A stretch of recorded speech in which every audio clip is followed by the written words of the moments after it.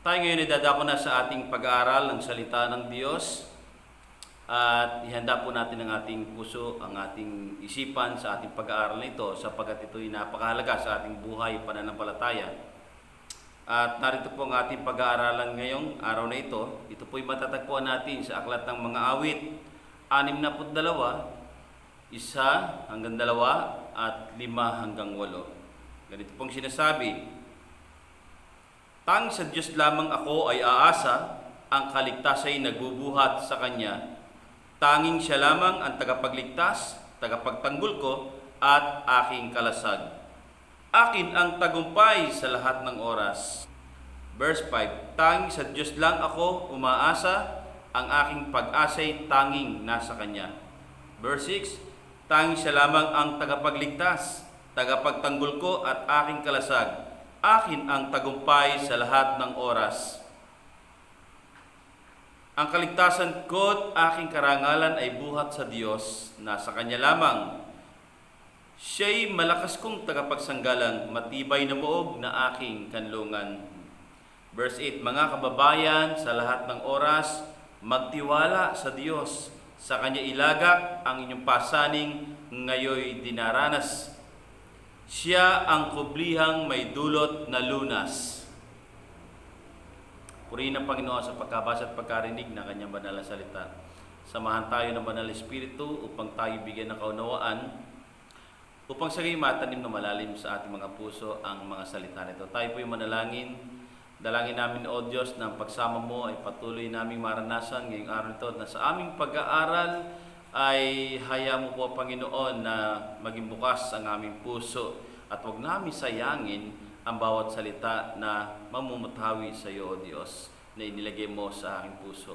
Panginoon, dalangin po namin na patuloy mo kaming pangunahan ng iyong banal na Espiritu, sapagkat wala po kami magagawa kung kami ay hiwalay sa iyo at walang pagsama ng banal na Espiritu, sapagkat kami mananangan sa iyo lamang, sa iyong kapangyarihan, sa iyong karunungan, at sa iyong kalakasan.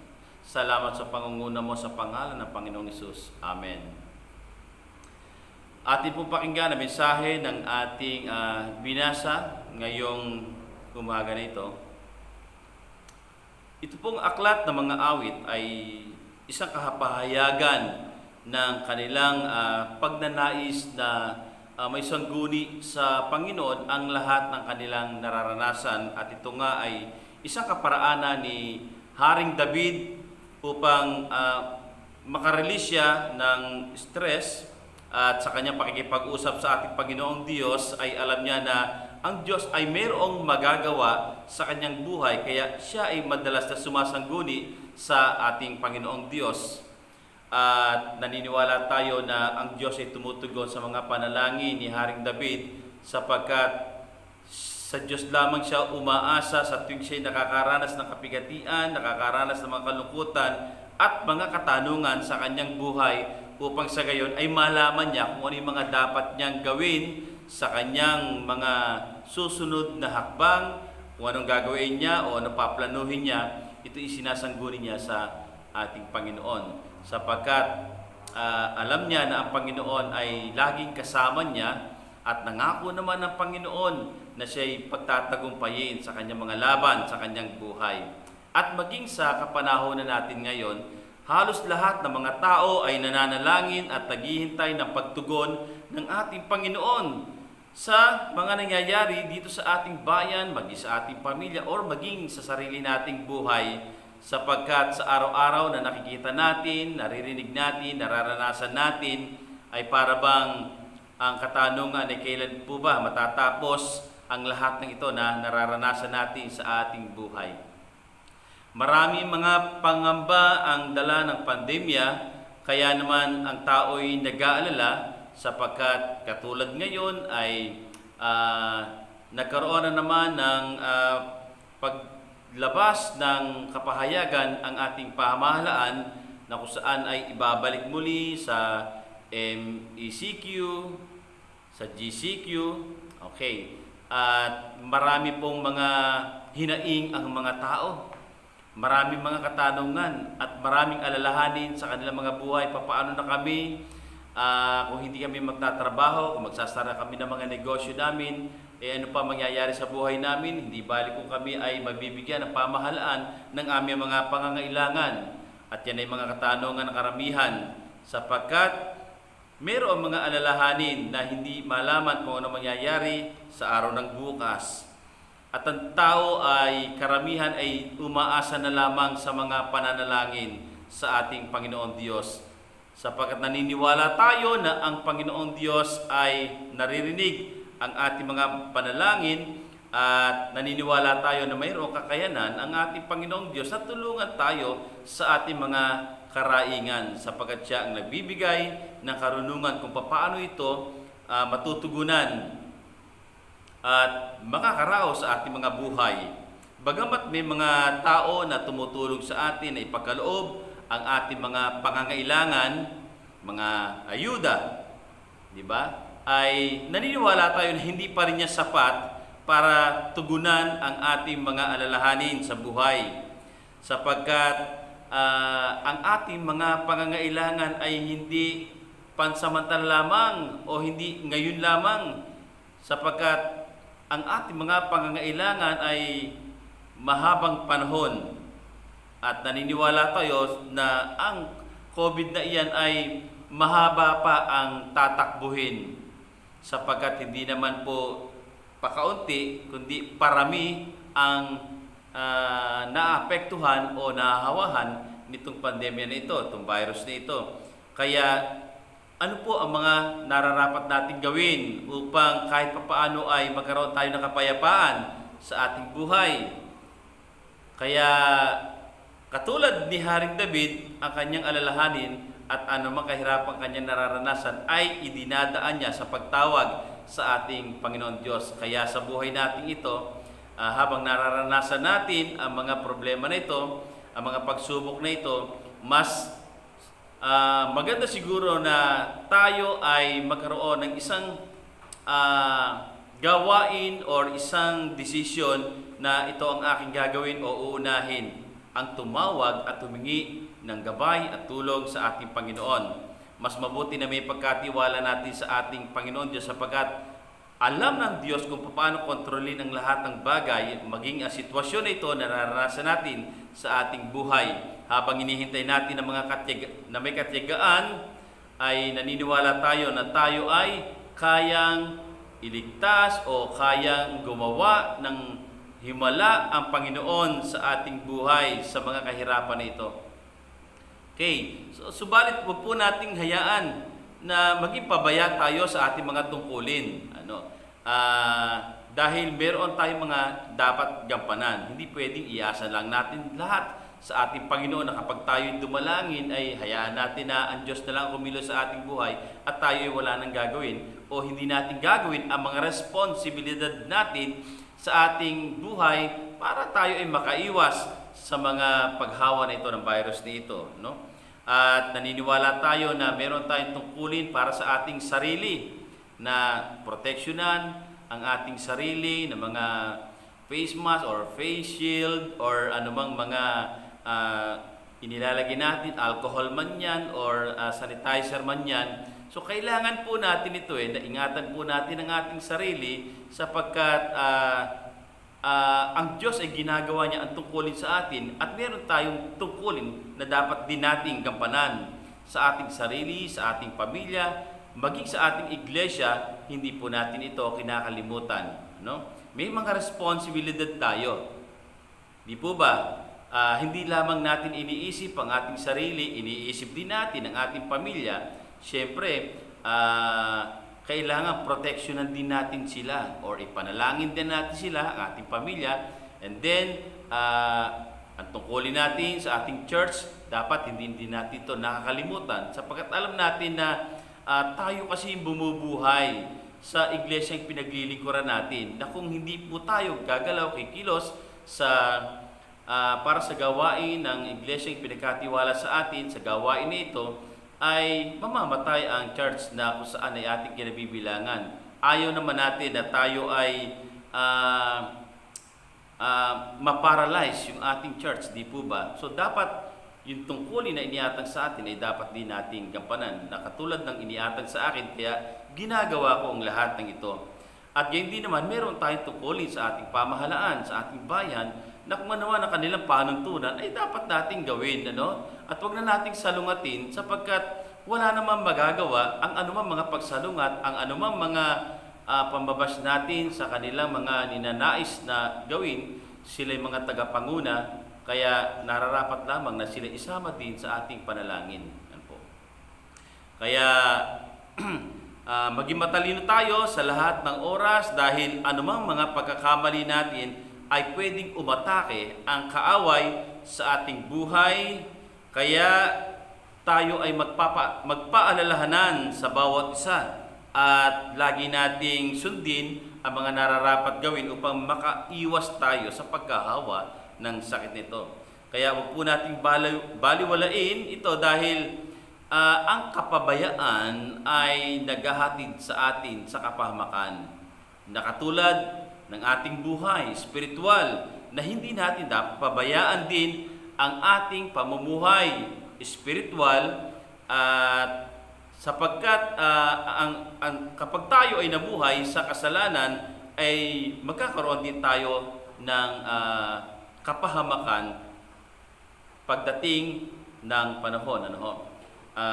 Kapahamakan din ang ating patutunguhan sa ating mga kapabayaan sa ating buhay espiritual.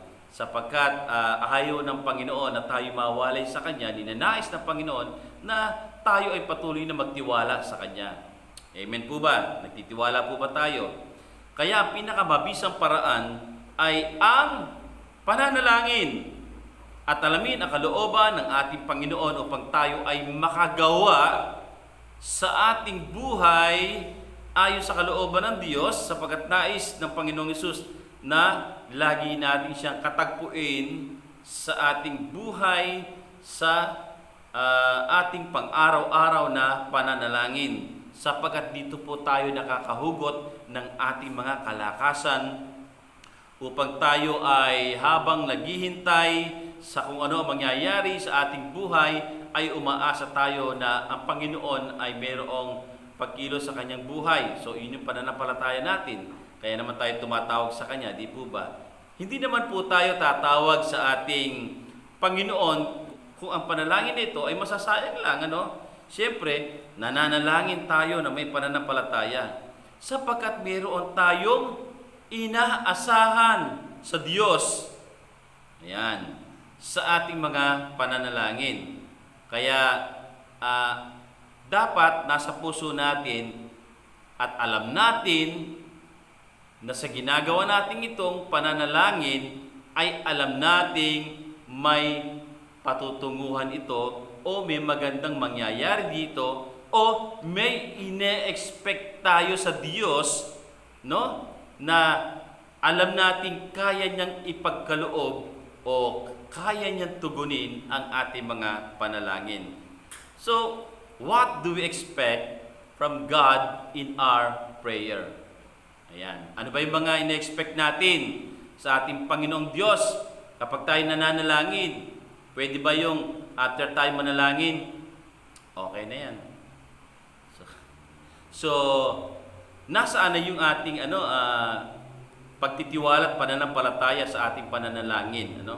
Hindi pwedeng sabihin kayo manalangin, ayan nananalangin na ako, tapos na obligasyon ko, tapos na ang responsibilidad ko. Okay. So ang pananalangin natin ay alam nating may inaasahan tayo sa ating Panginoong Diyos. Ano yung mga inaasahan natin? Ano yung mga ina-expect natin? Number one is, He will save us. Sapagkat alam nating ang Diyos ay Diyos ng kaligtasan. Sa verse 1, sabi dito, tanging sa Diyos lamang ako ay aasa, ang kaligtasan ay nagbubuhat sa Kanya. Ayan. So, ang kaligtasan ay nagbubuhat sa Kanya. So, nananalangin tayo na may pagtitiwala sa Diyos dahil alam nating sa Kanya lamang matatagpuan ang kaligtasan.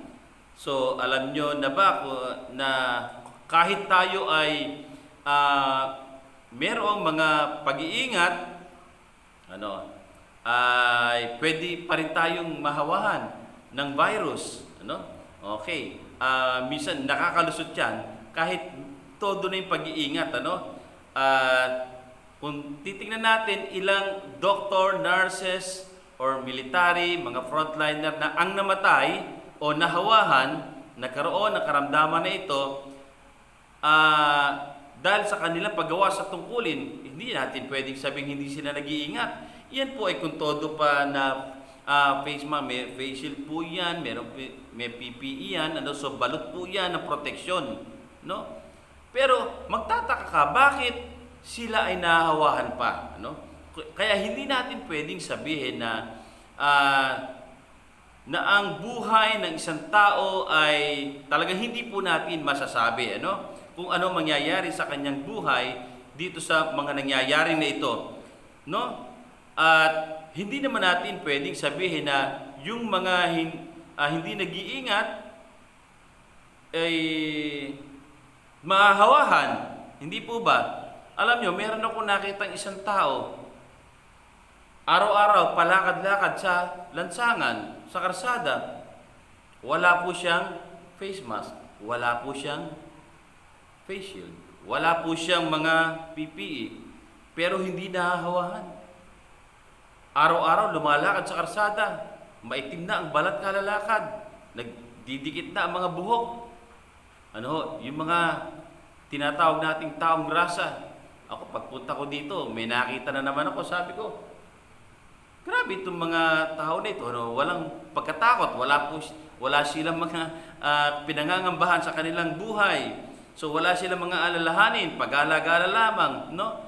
Pero hindi naman sila nahahawahan, So nakita po natin doon na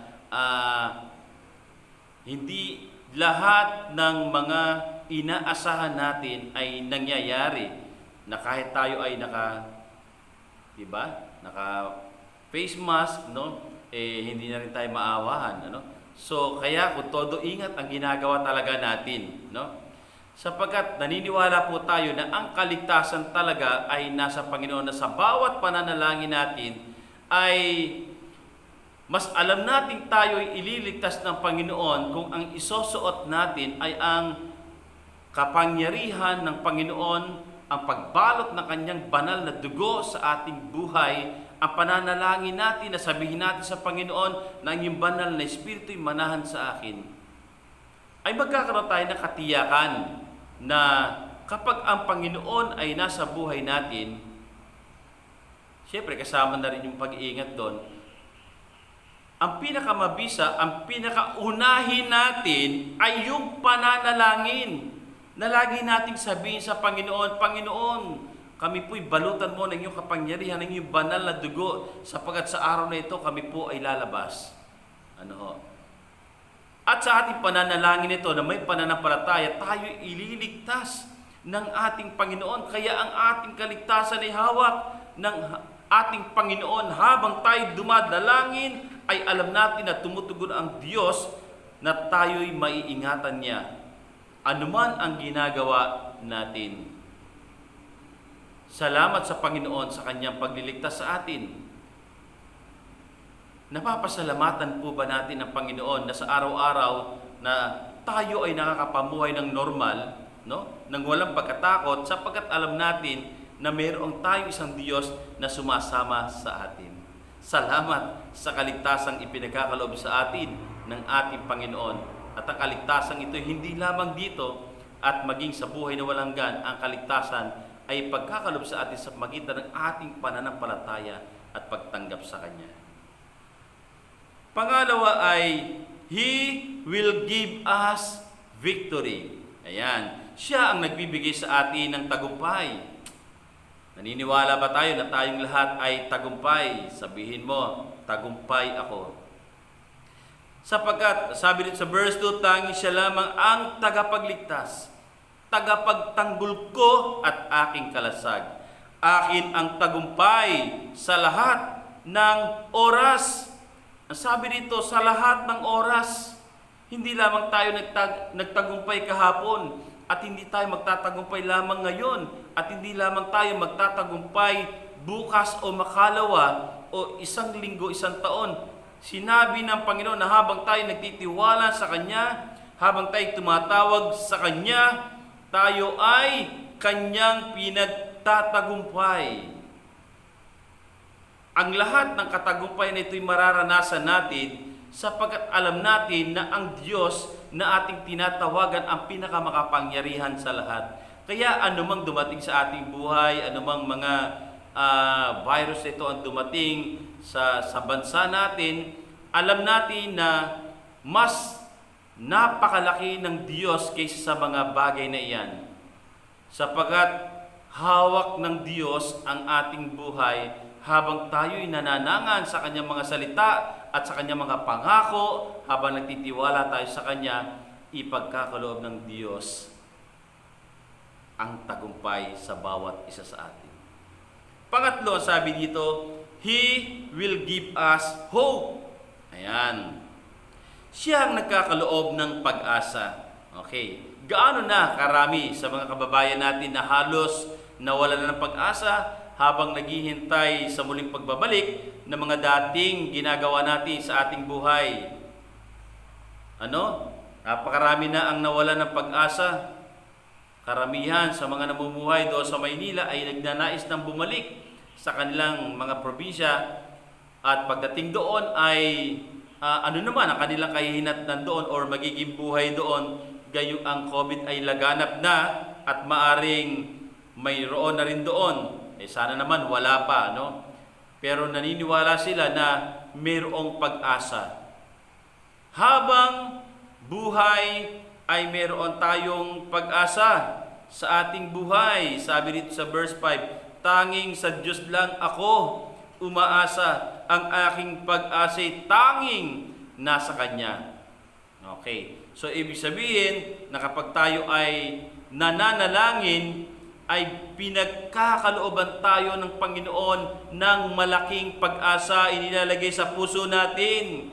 Kaya naman tayo nagkakaroon ng isang panibagong sigla. Muli tayong sumisigla, nakakadama tayo ng malaking pananampalataya sapagkat meron tayong inaasahang Diyos na alam nating hindi tayo bibiguin sa ating mga pagdalangin. Kaya habang tayo nananalangin, lumalaki ang ating pag-asa.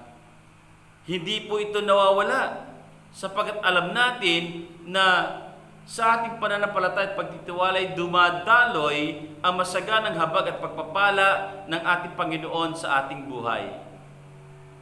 At ang malaking pag-asa nito ang bumubuhay sa atin. No? Yung mga nawalan ng pag-asa, baka nagpakamatay na. Yung mga nawalan ng pag-asa ay baka nalugmok na lamang sa isang tabi at ayaw nang lumaban sa mundong ito. Yung mga nawawalan ng pag-asa, wala nang ginawa kundi magsalita ng mga negatibo, magsalita ng mga pambabas, magsalita ng kung ano-ano, kung sino-sino nang sinisisi, mga pamahalaan, sapagkat wala na silang pag-asa sa buhay. Baka naman hindi nananalangin.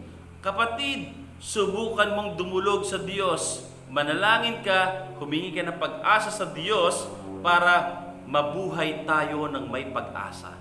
Amen po ba? Amen. Pangapat, He will give us strength. Siya ang ating Diyos ng kalakasan.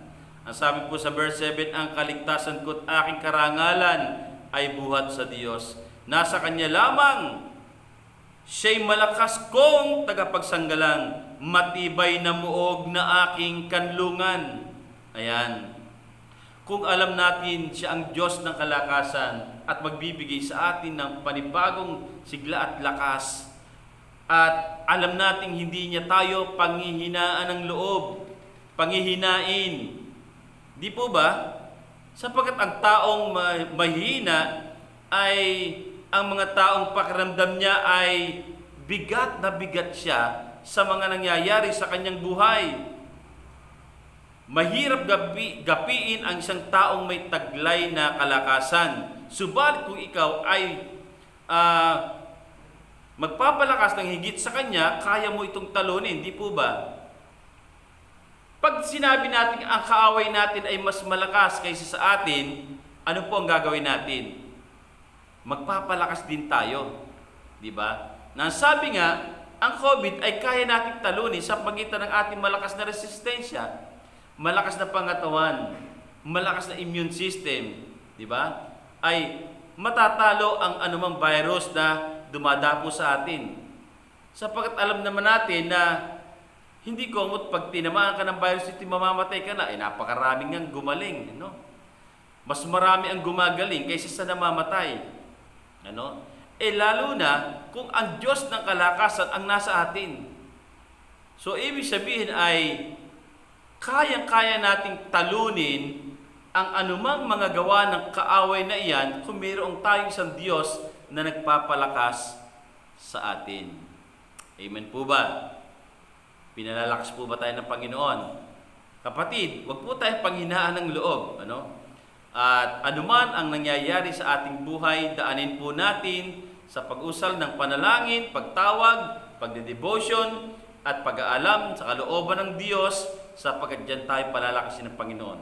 Na ang bawat salitang, sabi nga, namumutawi sa bibig ng Diyos, yan ang ating pagkain espiritual. At habang tayo kumakain ng pagkain espiritual sa pagitan ng salita ng Diyos, ay dagdag na kalakasan ito sa ating buhay pananampalataya. Sapagkat ang pananampalataya natin, pag hindi natin ito pinakain ng mga salita ng Diyos, manghihina at manghihina ito, tatalunin tayo ng kaaway. Kaya, wag nating isipin lagi na mas malakas sila kaysa sa atin. At kung nakikita natin mas malakas sila, di magpalakas din tayo, no? Sapagkat naniniwala tayong tatalunin natin ang anumang gawa ng kaaway kung ang Diyos ng kalakasan ay nasa atin. Amen po ba? Panglima, God answers our prayer by faith. Ayan. Sa ating pananalangin sa Diyos, alam natin na sa pamamagitan ng pananampalataya ay tumutugon ang Diyos. Alam nga namang nanalangin ka, sabihin mo ay parang hindi naman tumutugon ng Diyos. Parang namang walang nangyayari. Ano ba naman? Parang patuloy na lumalala naman ito. Hindi naman gumaganda ang sitwasyon ng aming bayan. Ang sabi po dito sa verse 8, mga kababayan, sa lahat ng oras, magtiwala sa Diyos. Sa Kanya ilagak ang inyong pasaning ngayoy dinaranas. Siya ang kublihang may dulot na lunas. O, ayan. Sinabi na po sa atin. Maaring sinabi ito doon sa mga pinanghihinaan ng loob. At maaring iangkop din ito sa bawat sa atin na kung saan ay pinanghihinaan ng loob. Na sinasabing mga kababayan, ibig sabihin lahat po tayo na sa lahat ng oras magtiwala sa Diyos. Sinabi dito, sa lahat ng oras magtiwala sa Diyos. Hindi pwedeng ang pagtitiwala natin ay pansamantala lamang. Hindi pwedeng ang pagtitiwala natin ay maliit lamang o hanggang ngayon lamang. Tapos pag nakaranas tayo ng hirap, nawawala na ang ating pagtitiwala. Pag sinabing sa lahat ng oras, habang may oras tayo na nabubuhay sa mundong ito, ay matuto tayong magtiwala sa Diyos nang sa gayon, ano ang sabi dito? Na kapag inilagak natin ang mga pasaning ngayong dinaranas natin, ay maasahan natin ang Diyos na Siya ang kublihang may dulot na lunas. Na Siya ang ating proteksyon. Siya ang ating kublihan. Pag sinabing kublihan, tayo ay nasa Kanyang malabay na pakpak. Nasasakop tayo ng Panginoon. Na tayo ay Kanyang binabalutan ng Kanyang kapangyarihan. Hindi dapat nawawala ang pagtitiwala natin sa Diyos nang dahil lamang sa mga maliliit na problema nito sa ating buhay. Kapag idinulog natin sa Panginoon ang lahat ng nakikita natin, sa gusto mabago sa ating buhay, sa ating pamilya, at sa ating iglesia, or magi sa ating barangay, o magi sa ating bayan, o sa ating bansa, magi sa buong mundo, ay maasahan natin na ang pasanin ngayong ating nararanasan ay magkakaroon ng kalunasan na ating inaasahan kung sa panalangin mo na may pananampalataya ay alam mong may maaasahan ka sa Diyos. May maaasahan tayo sa Diyos. Siyempre, ine-expect natin na sa ating pananalangin na may pananampalataya ay nakikita ng Diyos ang laman ng puso mo. At diyan sa magbabase sapagkat ayaw niya na ikaw na tumatawag sa Kanya ay hindi niya tugunin sa iyong mga pangangailangan. Kaya, wag nating alisin ang pagtitiwala sa ating buhay. Pero wag po naman sana na ang ating mga pananalangin ay mga pansarili lamang. Dahil kung puro pansarili lamang ang ating iniisip ay magkakaroon tayo ng hindi kakontentuhan sa ating buhay. Ano mang nakikita natin sa ating paligid na hindi ayon sa ating nais, ay diyan tayo magsimula ng mga negatibo. Sapagkat alam mong, wala naman ako mapapakinabang dito sa mga tao nito. Ano ba naman yung mga desisyon ng pamahalaan na yan? May ano pa mapapakinabang ko dyan? Lalo lang ako pahihirapan dyan. Mawawala ang aking mga trabaho or ayan. So, ibig sabihin ay tingnan din po natin ang sitwasyon ng maraming tao sa ating bansa at baka naman nangangailangan sila ng ating mga pananalangin. Na sa halip na tayo ay magbigay ng mga negatibong komento sa kanila, mas mabuti na tayo ay umusal ng panalangin para sa kanila sapagkat mas makakatulong ang manalangin kaysa doon sa magsalita tayo ng kung ano-ano sa kanila. Amen po ba? Kaya baka sa halip na pinapanalangin natin sila, puro sisi ang naririnig sa atin, ano? So, sa totoo lang, marami akong nababasa, maraming mga tao, maraming mga Pilipino na wala nang ginawa kundi sisihin ng gobyerno, sisihin si Presidente, ay na naman yung MECQ na yan. Paano na ang aming kabuhayan? Ito pang isa, itong si Duque na ito. Dapat paalisin na yan, wala namang ginagawang magaling yan. Si Roque na yan, puro salita lamang yan, wala namang action yan. Di ba? Wala namang nangyayari. Nagsasalita tayo sa ating mga nanunukulan, sa ating bayan, sa mga mayor, sa gobernador. Ano ba naman yan? Puro pahirap naman sa tao ang kanilang mga ginagawa. Baka pati mga frontliners, sinisisi na natin. Ano ba naman yan? Hirap na daw sila. Parang sa palagay nyo ba, kami hindi naghihirap. Kung makadaing, akala mo naman, di ba? Gusto pang ibalik ang ECQ. Tatambay na naman kami sa bahay. Wala na naman kami matatrabaho. Hindi balik kung kami matutugunan sa aming mga pangangailangan. Di ba? Eto naman itong mga military nito, nakabantay na naman. Ayan na naman ang mga traffic. So, ang tao'y dumadaing. So, pero tingnan po natin, na itong mga taong ito, hindi naman itong mga perfectong tao. Sila'y gumaganap lamang sa kanilang tungkulin para sa ating kaligtasan dahil ang iniisip nila ay para sa ating sariling kapakanan. Na kumisan ay talaga mga tao hindi nauunawa ng mga bagay nito na para bang sinasabing hindi balik kaming mamatay sa COVID, wag lang kaming mamatay sa gutom. Tingnan po natin, ano ba ang kahihinatnan ng mga pagsisisi na ito? Paninisi na ito. Alam naman natin na hindi ito makakatulong sa kanila o maging sa ating bayan o sa ating pamilya. So sa palagay natin ay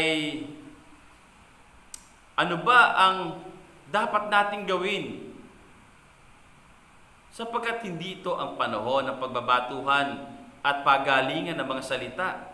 Hindi ito ang panahon ng pamumulitika at para makakuha ka ng simpatiya. Gagalingan mo ang iyong pagsasalita, pagpuna, pero wala ka din namang ginagawa. Dahil ito ang panahon ng pagkakaisa, lalong-lalo na sa pananalangin. Bakit hindi tayo magkaisa sa pananalangin? Tayo ay mayroong mga tungkulin na dapat gampanan bilang mga mananampalataya. So, alam naman natin na nahihirapan din ang mga tao na ito. Hindi po natin alam na baka sila'y wala ng tulog, na sila'y nai-stress na. Hindi natin alam kung sila pa'y nakakakain pa ng sapat o nasa oras. Ang tungkulin natin ay pangunahan sa pananalangin ang anumang nangyayari sa ating bayan. Kaya ang tanong ay, idinadalangin po ba natin sila? Kailan ba natin huling idinalangin ang ating Pangulo? Ang mga senator, sa mga congressman, pinapanalangin po ba natin sila? Yung ating mga governor and mayor at yung mga frontliners. Sapagkat wala naman pong magagawa, ang sisihin sila, pero ipanalangin sila, ang kanilang pamilya, ang ating pamilya, ang ating iglesia, ay maasahan natin, i-expect natin, na ang Diyos ay tutugon sa ating mga pangangailangan. Maasahan natin ang pagkilos ng Panginoon. Dahil naniniwala tayo na Siya ay mahabaging Diyos. Dahil Siya ang magliligtas sa atin. Dahil Siya ang magbibigay sa atin ng tagumpay. Dahil Siya ang Diyos na makapangyarihan, Siya ang ating pag-asa. Dahil Siya ang Diyos na magbibigay sa atin ng kalakasan at karunungan upang mapagtagumpayan natin ang lahat ng laban sa ating buhay. At ang sandata natin sa ating tagumpay ay walang iba kundi ang panalangin. Ang sabi sa unang Timoteo 2:1-5, una sa lahat, ipinapakiusap kong idulog ninyo sa Diyos ang inyong mga pahilingan, panalangin, pagsamo at pasasalamat para sa lahat ng tao. Idalangin din ninyo ang mga hari at may kapangyarihan upang tayo makapamuhay ng tahimik, mapayapa, makadiyos at marangal. Ito ang mabuti at nakalulugod sa Diyos na ating tagapagligtas. Ibig niyang ang lahat ng tao ay maligtas at makaalam ng katotohanan ito, sapagkat iisa ang Diyos at iisa ang tagapamagitan sa Diyos at sa mga tao, ang taong si Kristo Jesus.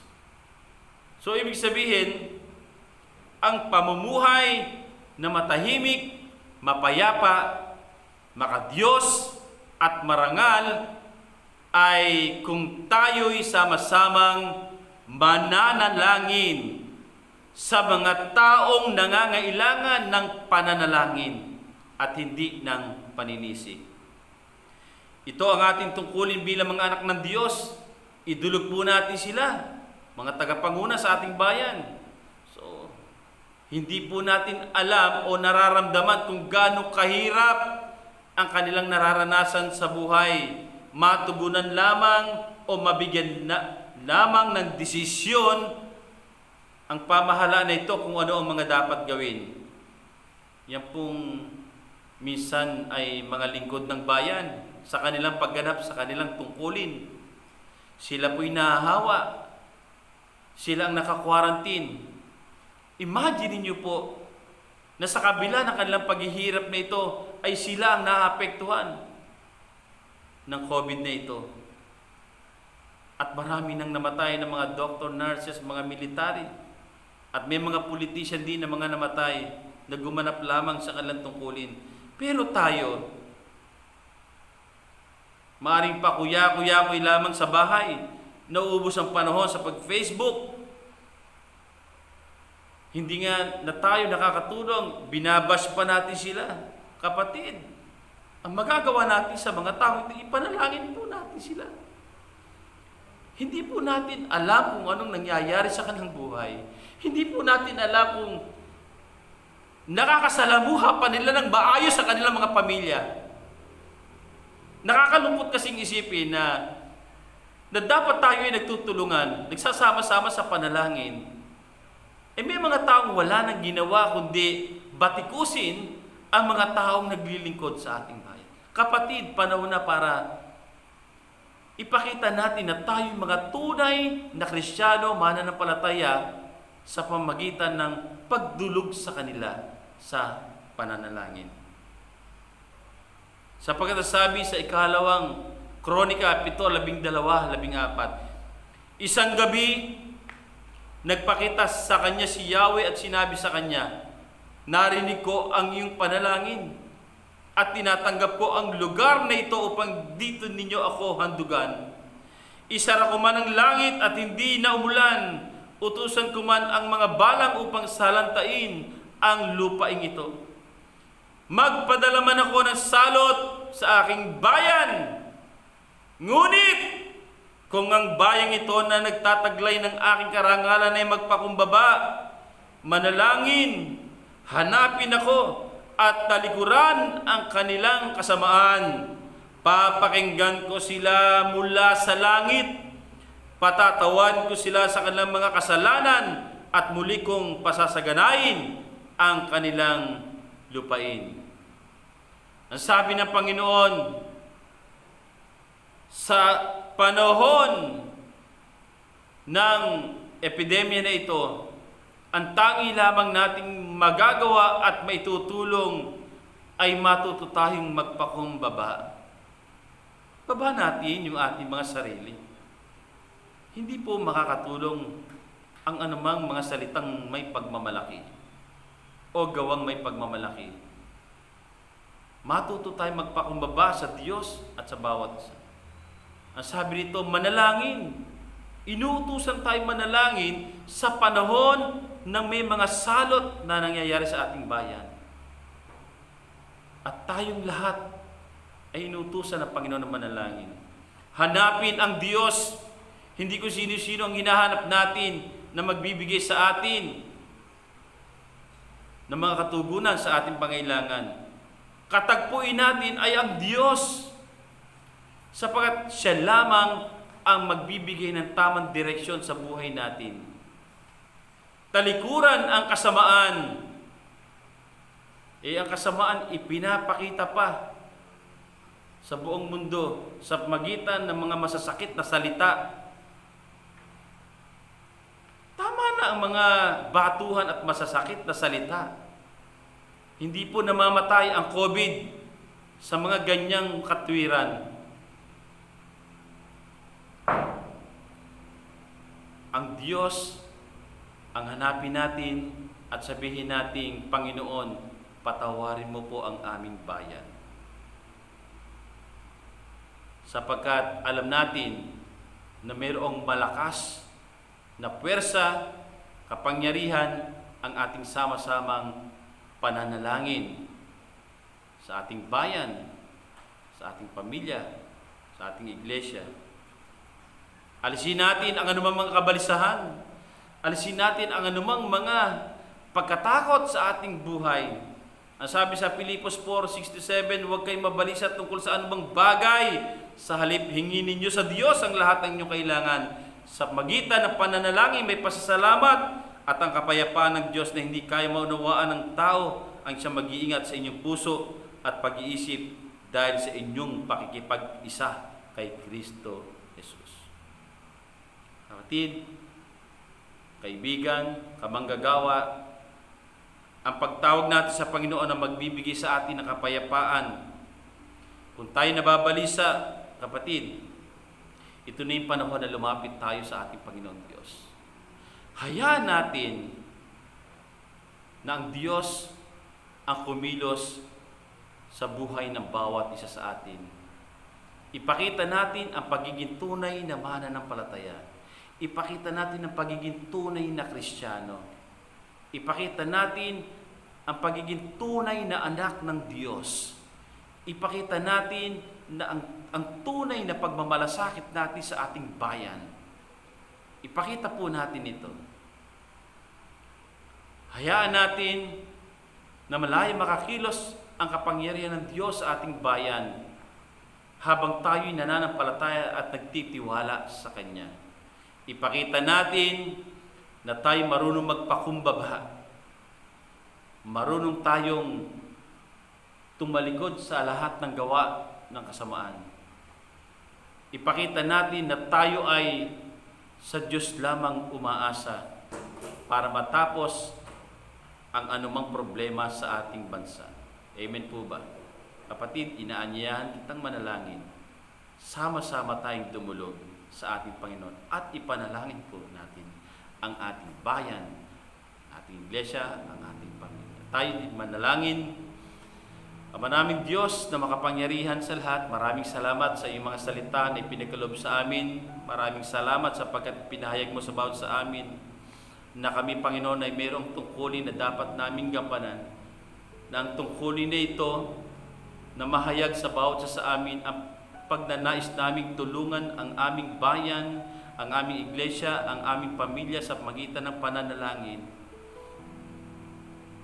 Sapagkat ito lamang ang mas higit na makabubuti para sa amin at para makatulong sa aming bayan upang tuluyan ng unti-unting mawala ang anumang mga gawa ng kaaway nito, sapagkat marami nang naapektuhan.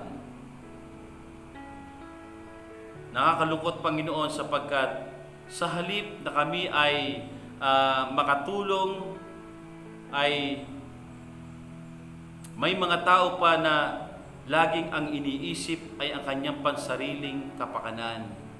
Pero sa mga oras na ito, alam namin na nauunawaan ng bawat isa ang mga dapat naming gawin. Panginoon, hayaan mo pong mamutawi sa bibig ng bawat isa ang pananalangin para sa aming Pangulo, si President Rodrigo Duterte, na kung saan alam namin na halos napapabayaan niya na rin ang kanyang katawan sa kaiisip sa mga dapat gawin para sa aming bansa. Dalangin ko na bigyan mo siya ng patuloy na kalakasan, dagdag na kalakasan, karunungan upang patuloy niya mapamahalaan ng maayos ang aming bayan, maging ang kanyang pamilya, O Diyos. Dalangin po namin na patuloy niyo silang pangunahan at patuloy na bigyan ng kapayapaan sa kanilang puso't isipan. Panginoon, hayaan mo, O Diyos, sapagkat siya ang aming Pangulo, sa kanya magmumula ang anumang mga desisyon na ito na kung saan ay magbibigay sa amin ng pag-asa. Kaya anumang marinig namin na hindi namin magustuhan, Panginoon, isinasaalang-alang pa rin namin ang lahat ng ito, O Diyos. Hindi po kami magsasalita laban sa kanila, kundi patuloy pa rin namin silang ipapanalangin. Maging ang aming mga senators, congressman, congresswoman, Panginoon, dalangin po namin ang mga governors, ang mga mayors, ang lahat ng mga frontliners sa barangay. Panginoon, dalangin po namin ang mga doctor, nurses, mga military na kung saan ipatuloy na ginagamit mo upang pangunahan ng tanging kanilang iniisip ay ang kapakanan ng bawat isa. Kaya dalangin po namin na patuloy mo silang pangunahan, gabayan, ingatan, koberan mo po sila ng iyong kapangyarihan, ng iyong banal na dugo. Dalangin po namin maging ang kanilang pamilya, O Diyos, ay makaranas ng pangunguna mo ng iyong kapangyarihan. Dalangin po namin na malayo sila sa anumang uri ng kapahamakan ng sakit na ito.